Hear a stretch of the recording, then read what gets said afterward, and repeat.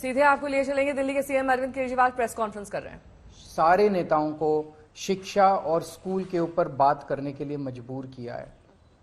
27 साल से भाजपा का शासन है गुजरात में, 27 साल से भाजपा सरकारी स्कूल ठीक नहीं कर पाई। दिल्ली के अंदर हमने मात्र 5 साल के अंदर सरकारी स्कूलों को शानदार बना दिया।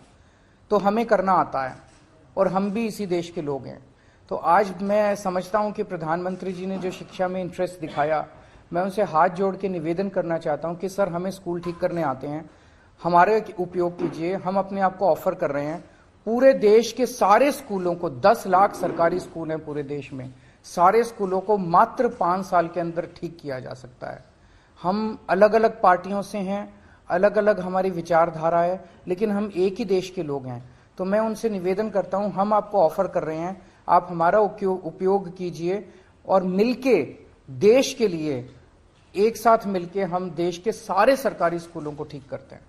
दो सवाल है आपसे, क्योंकि एक सवाल तो प्रेस कॉन्फ्रेंस से जुड़ा हुआ है कि आपने काम की तारीफ करी और खुद जैस्मिन शाह की काम की तारीफ करी आपने, लेकिन कुछ दिन वो बीते हैं, जिसको आप लव लेटर कहते हैं, उसी तरीके की एक इंक्वायरी जो है वो ऑर्डर की गई, उस लेटर लिखकर जैस्मिन शाह को पूरे काम को वो मुझे लगता है कि गलत है, क्योंकि वो उन जुरिस्डिक्शन नहीं है एलजी साहब का। इनका जो अपॉइंटमेंट है वो कैबिनेट ने किया था।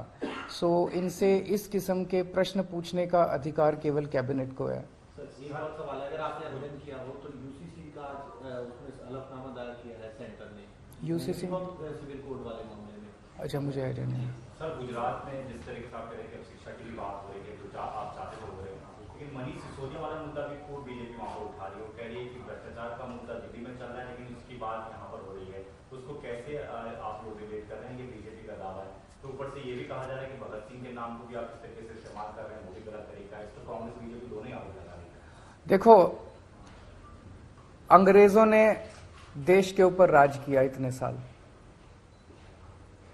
वो हमारे देश को अनपढ़ रखना चाहते थे, वो हमारे देश को गरीब रखना चाहते थे, वो हमारे देश को कैद करके गुलामी में रखना चाहते थे। उस वक्त भगत सिंह ने आवाज उठाई थी अंग्रेजों के अत्याचार के खिलाफ, और उसमें उन्होंने अपना सर्वस्व कुर्बान कर दिया और वो फांसी पे चढ़ गए। हम लोग भगत सिंह के अनुयायी हैं और भगत सिंह के जीवन से प्रेरणा लेते हैं। आज जिस तरह की राजनीति हो गई है, ये लोग जानबूझ के, जितने भ्रष्टाचारी हैं, जितने चोर उचंके